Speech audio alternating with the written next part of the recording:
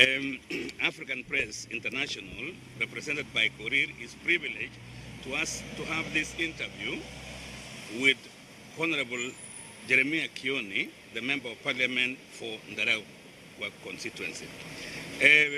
We start with the Honorable Member. Can you tell us about yourself and why you are in The Hague? Why have you decided to come? One is as a Member of Parliament in Kenya. The process that is going on at The Hague has huge political implications for us as a country. And as politicians, we view this not just as a legal process, but as a political process. The reasons why the Kenyan case is at The Hague was as a result of political activity back home in the years 2007, 2008. So to us it is a political process, and what has transpired to date confirms what we have always thought, that there's more of politics than legal issues that are playing out in the court.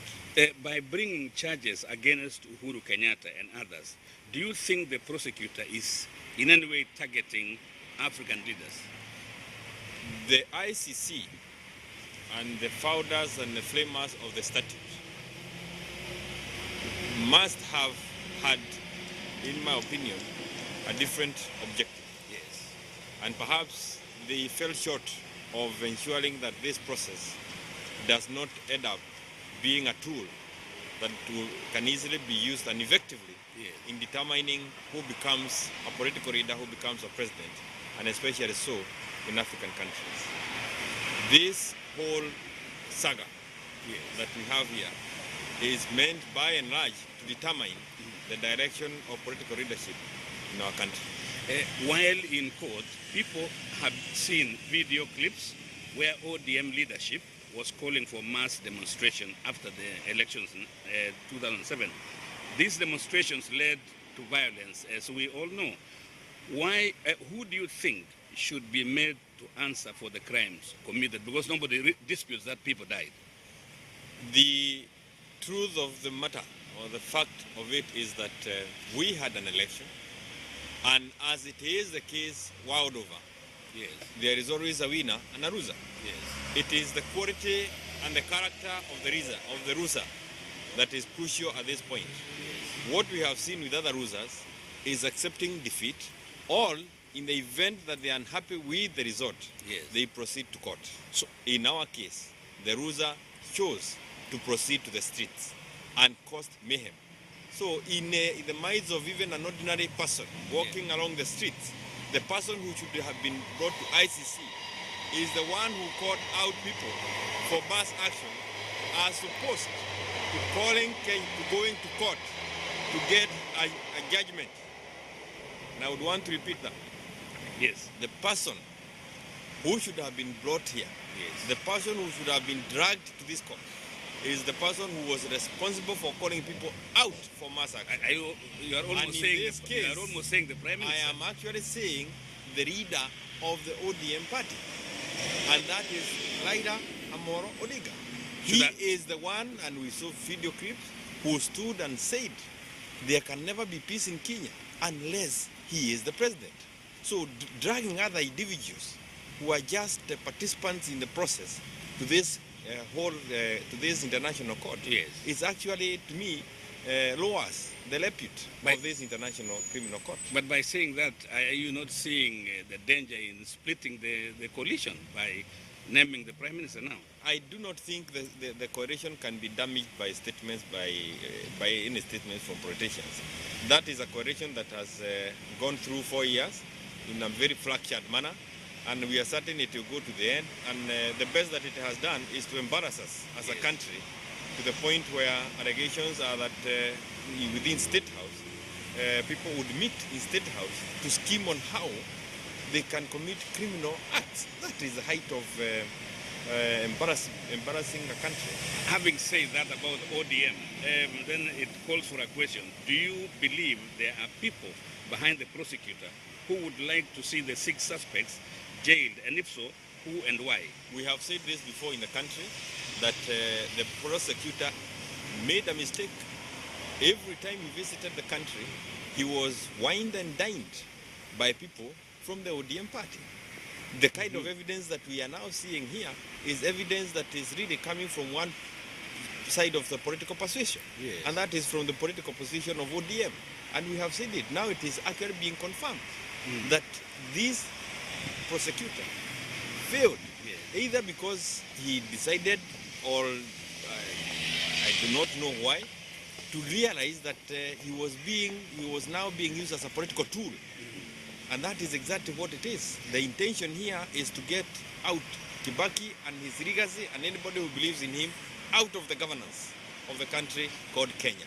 And the prosecutor has become a very good actor in that process. Could this Kenya situation better be solved through reconciliation at home, and if yes, how?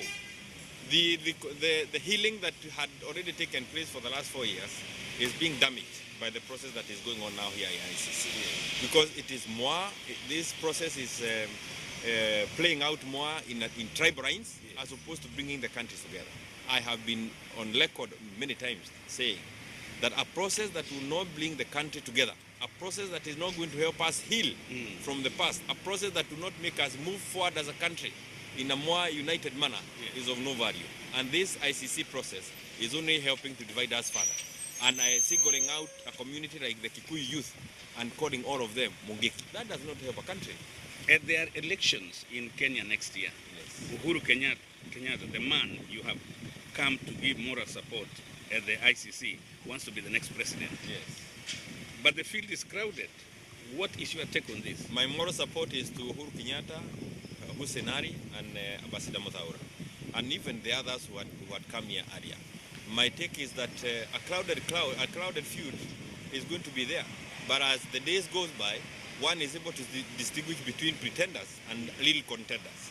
And I believe that Uhuru Kenyatta is a real contender, and that is why he's been targeted and dragged all the way to the Hague for reasons that there has not been anything that he can be blamed of. You cannot assign him to corrupt activities.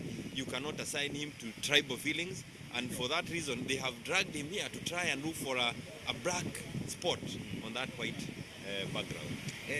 If Uhuru Kenyatta becomes PNU's flag bearer, who do you think he should have as his running mate? Uhuru Kenyatta will not just be a PNU flag bearer. He will be a presidential candidate to bring Kenyans together. So he will be running to get the Kenyans together and looking for votes from everywhere, even the so-perceived zones of ODM. No, but I'm not saying... And he has a free hand in picking a running mate. And it's a little bit early, and I'm sure he has quite a number of options on the table. What I'm thinking is because recently PNU decided that they are going to nominate one candidate to be their flag bearer. So what I'm also thinking there is, if he doesn't get that, what will happen?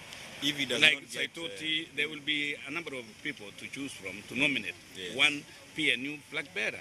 What is important when you're looking at some of these things is, even as you want to become a number two, it's also important to see what kind of numbers are you bringing to the table. Yes. That is very important because the elections will be won by numbers, not by anything else. Yes. The numbers, where are the numbers going to come from? Yes. And those who would want to perhaps show interest in the number two positions must also work hard to ensure that they have numbers they can bring on board. I have two more questions, Honorable Member. We have heard of G7 alliance. Is Uhuru Kenyatta fully in support of that alliance? And if he does not become PNU flag bearer, who do you think he will support from the G7 alliance for the presidency? One is that these alliances are alliances that have been assigned names by the media. We had the KKK, then they came up with the G7. There is nowhere these political leaders have sat and said, this is our G7, this is our kind of alliance. What we know is that as officers of PNU and as people who want the country to move together, we have been sitting together to try and come up with a workable solution. Yes. So it is not that G7 is exclusive, if there is anything like that. What I know is that the sitting is there. Yes. and we'll continue sitting, and everybody is welcome to come on board. And you cannot start saying that you are going to support so and so, but the agreement and understanding is that whoever emerges as the popular among those who want to come together, then every other person must be ready to support.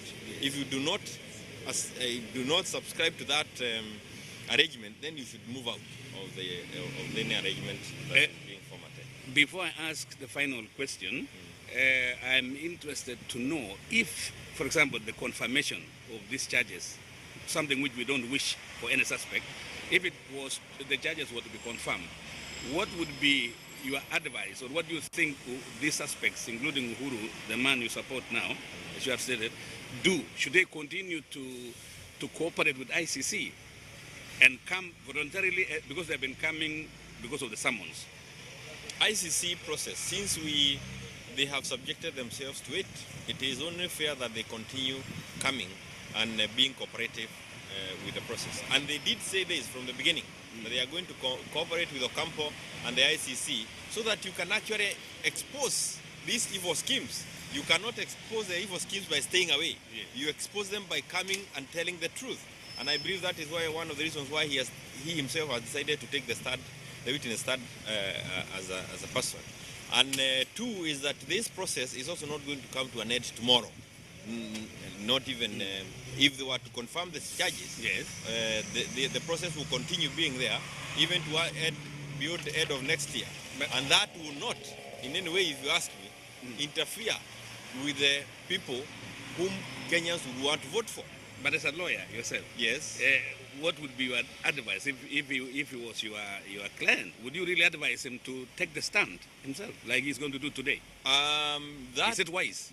Oh yeah, it is wise. It also tells you that he has nothing to hide, and it also shows you the confidence that a person has. It is normally a very risky thing, but when a client or when a suspect feels that he has what it takes to take to the witness stand, and he would want to say it himself, then that is normally very good for you as a lawyer.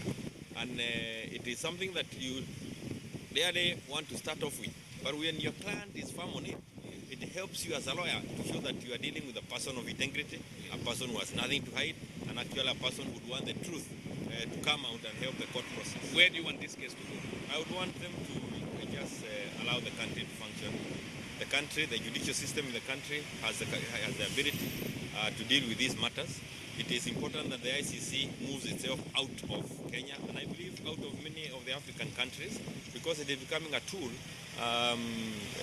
of the West to deal with African issues. Finally, Honorable Member of Parliament, this is a case where many Kenyans are very interested to know. Yes. Can you address the issue of the concern?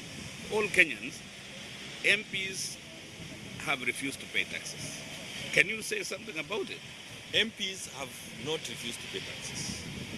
And actually MPs, quite a number of MPs have been paying taxes.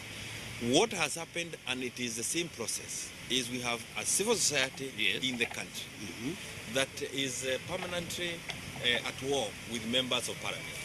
And actually, if it wasn't for even the civil society, we would not be here in the ICC. So it is important that we also know there is a constitution that is there, and the constitution must be followed. And now, for the good of the country, the case is in court, where Lefregier would want an interpretation as to whether MPs should be paying taxes now or after 2012, and which direction it should take. Some of us believe that payment of taxes should have been even started before. There are those of us who started paying taxes before even the promulgation of the new constitution. But this issue has just been used to whip emotions in the country. And if you ask me, it's now of no value to continue discussing this matter. Thank you. Because it is in the hands of leaders, it's in the hands of the proper process. Thank you very much, Mheshimiwa, for giving us this interview. Thank you too for the opportunity.